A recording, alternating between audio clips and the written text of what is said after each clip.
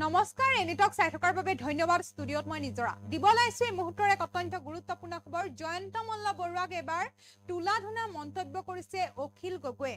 জয়ন্ত মল্ল বৰুৱাৰ গৰু পোহাটো এটা ফেশ্বন আৰু জয়ন্ত মল্ল বৰুৱাই কলাধন বগা কৰিবলৈ গৰু পুহিছে এনেদৰে এতিয়া গৰজি উঠিছে জয়ন্ত মল্ল বৰুৱাৰ বিৰুদ্ধে অখিল গগৈ আৰু কি মন্তব্য কৰিছে সবিশেষ গ্ৰাফিক্স প্লেটৰ মাধ্যমে আমি জনাবলৈ যত্ন কৰিছো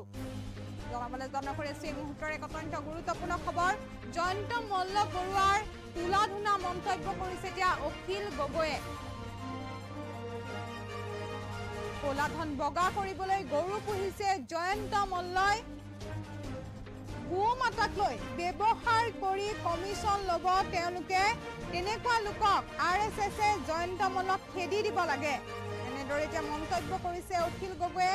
গো মাতাক তেওঁলোকে 2 নম্বৰী কমিছন খোৱা ব্যৱসায় সংগী কৰি লৈছে এটো কম কথা নহয় এনেদৰে এতিয়া গৰজি উঠিছে অখিল গগৈ গৰু পোহাটো জয়ন্ত মল্ল বৰুৱাৰ ফেশ্বন গো মাতাৰ গাখীৰৰ নামত ব্যৱসায় কৰিছে জয়ন্ত মল্ল বৰুৱাই গো মাতাৰ গাখীৰৰ নামত ব্যৱসায় কৰিছে জয়ন্ত মল্লই হস্তাংগে সেৱা কৰি ক্ষমা খুজক এনেদৰে এতিয়া মন্তব্য কৰিছে অখিল গগৈয়ে হিমন্ত বিশ্ব শৰ্মাই তেওঁলোকৰ ওপৰত একশন লবলৈ হিমন্ত বিশ্ব শৰ্মাক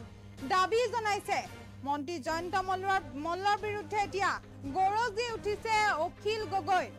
এতিয়া জয়ন্ত মল্ল বৰুৱাৰ বিৰুদ্ধে গৰজি উঠিছে কলাধন বগা কৰিবলৈ গৰু পুহিছে জয়ন্ত মল্ল বৰুৱাই গো মাতাক লৈ ব্যৱসায় কৰি কমিছন ল'ব তেনেকুৱা লোকক RSS এ জয়ন্ত মল্লক খেদিব লাগে গো মাতাক তেওঁলোকে 2 নম্বৰী কমিছন খোৱা ব্যৱসায় সংগী কৰি লৈছে একটো কম কথা নহয় এনেদৰে এতিয়া উদাত্ত কণ্ঠৰে গৰজি উঠিছে অখিল গগৈ গৰু পোহাটো জয়ন্ত মল্লৰ ফেশ্বন গো মাতাক গাখীৰৰ নামত ব্যৱসায় কৰিছে জয়ন্ত মল্ল বৰুৱাই জয়ন্ত মল্লই হস্তাংগে সেৱা কৰি ক্ষমা খুজক হিমন্ত বিশ্ব শৰ্মাক তেওঁলোকৰ ওপৰত একশন ল'বলৈ দাবী জনাইছে এতিয়া অখিল গগৈয়ে জয়ন্ত মল্ল বৰুৱাৰ বিৰুদ্ধে একশন ল'বলৈ মন্ত্ৰী জয়ন্ত মল্ল বৰুৱাৰ বিৰুদ্ধে এতিয়া গৰজি উঠিছে অখিল গগৈ তুলাধুনা মন্তব্য কৰিছে এতিয়া অখিল গগৈয়ে কলাধন বগা কৰিবলৈ গৰু পুহিছে জয়ন্ত মল্ল বৰুৱাই গো মাতাক তেওঁলোকে 2 নম্বৰী কমিছন খোৱা ব্যৱসায় সংগী কৰি লৈছে বুলি উল্লেখ কৰিছে আৰু এয়া কম কথা নহয় এনেদৰে এতিয়া মন্তব্য কৰিছে উদাত্ত কণ্ঠৰে গৰজি উঠিছে অখিল গগৈ গৰু পোহাটো জয়ন্ত মল্ল বৰুৱাৰ ফেশ্বন গো মাতাৰ গাখীৰৰ নামত ব্যৱসায় কৰিছে জয়ন্ত মল্লই হস্তাংগে সেৱা কৰি ক্ষমা খুজক এনেদৰে এতিয়া মন্তব্য কৰিছে অখিল গগৈয়ে হিমন্ত বিশ্ব শৰ্মাক দাবী জনাইছে যে তেওঁলোকৰ ওপৰত অতি সোনকালে একশন লওক জয়ন্ত মল্লৰ বিৰুদ্ধে গৰজি উঠিছে অখিল গগৈ এতিয়া তুলাধুনা মন্তব্য কৰিছে জয়ন্ত মল্ল বৰুৱাক লৈ কলাধন বগা কৰিবলৈ গৰু পুহিছে বুলি উল্লেখ কৰিছে গো মাতাক ব্যৱসায় কৰিছে বুলি উল্লেখ কৰিছে এতিয়া গো মাতাক তেওঁলোকে 2 নম্বৰী কমিছন খোৱা ব্যৱসায় সংগী কৰি লৈছে এটো কম কথা নহয় এনেদৰে গৰজি উঠিছে এতিয়া অখিল গগৈয়ে গৰু পোহাটো জয়ন্ত মল্ল বৰুৱাৰ ফেশ্বন গো মাতাৰ গাখীৰৰ নামত ব্যৱসায় কৰিছে জয়ন্ত মল্লই হস্তাংগে সেৱা কৰি ক্ষমা খুজক হিমন্ত বিশ্ব শৰ্মাকো সকীয়াই দিছে দাবী জনাইছে যে এনেকুৱা লোকৰ ওপৰত একশন লওক জয়ন্ত মল্ল এতিয়া বিৰুদ্ধে গৰজি উঠিছে অখিল গগৈ আমাৰ হাতত মন্তব্য আছে আমি মন্তব্য শুনাব বিচাৰিছো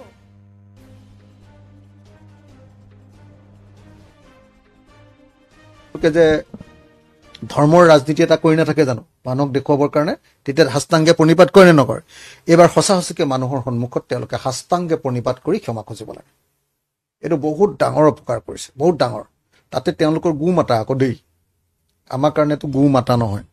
আমাৰ কাৰণে গৰু আমি আমাৰ প্ৰয়োজনীয় বস্তু এটা আমি যাক পুহি লৈ আমি খেতি কৰোঁ যাক পুহি লৈ আমি গাখীৰ খাওঁ হয় নে নহয় যাক পুহি লৈ আকৌ বিক্ৰী কৰি আকৌ আমি আমাৰ পৰিয়ালটো চলাওঁ কিন্তু এওঁলোকৰ কাৰণে গৰু মাতা গু মাতাৰ বিজনেছ কৰি যে এনেকে ধৰণে কমিশ্যন ল'ব, RSS লগে লগেতো আচলতে জয়ন্ত মল্লক খেদি দিব লাগে। গু মাতাক যে তেওঁলোকৰ 2 নম্বৰী কমিশ্যন খোৱা বিজনেছৰ পাৰ্টনাৰ কৰি লৈছে, এইটোতো কম কথা নহয়। আৰু যিসকল গু মাতা মই এতিয়া গম পাইছো যে এইসকল গু মাতা বোলে আহিছিলে হেৰিয়ালে, আপোনাৰ কি কয় এইটো, আমাৰ চিপাঝাৰৰ কি কয় এখন গৰু খুটিলে আহিছিলে বোলে এইখিনি গু মাতা। মই শুনিছিলো, এদিন বিধানসভাত কথা পাতি থকা শুনিছিলো যে কিমানটা গৰু আহিছিলে, তাৰে কেইবাটাও গৰু, কিছুমান গৰু বোলে নলবাৰীৰ আমাৰ হেৰিয়াৰ ঘৰলৈ গ'ল, কি কয় জয়ন্ত মল্লৰ ঘৰলৈ গ'ল, কিছুমান বোলে দিলীপ শইকীয়াৰ ঘৰলৈ গ'ল, বিজেপিৰ সভাপতি, দিলীপ শইকীয়াৰ ঘৰলৈও গ'ল। এইবিলাকক পইচা দিলে নে নিদিলে নে কি কৰিলে, কেনেকে আহিলে, এইটো এটা গু মাতাক লৈ গৰুৰ বেপাৰ কৰি, চোৰাং বেপাৰ কৰিতো পইচা খায়েই সিহঁতি চিণ্ডিকেট কৰি।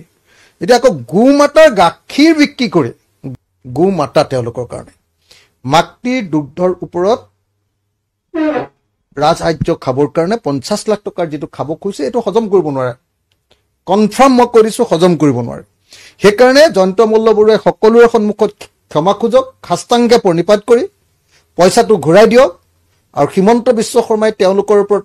একশ্যন লওক। মোৰ মতেতো লগে লগে এইটো ঘটনা ঘটাৰ কাৰণে হিমন্ত বিশ্ব শৰ্মাই তেওঁক মন্ত্ৰী সভাৰ পৰা ড্ৰপ কৰিব লাগিছিলে।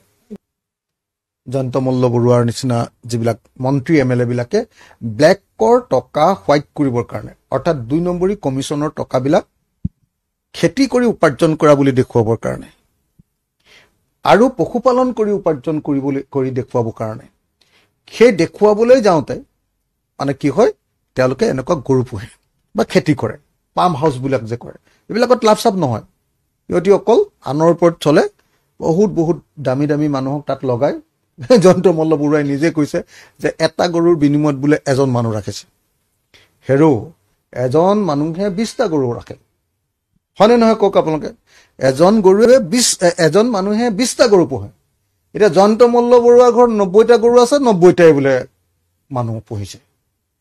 তো তাৰ পৰাই গম পায় যে এইটো হ'ল তেওঁলোকৰ মানে ব্লেক মানি হোৱাইট কৰিবৰ কাৰণে কৰা এটা অপ্ৰচেষ্টা।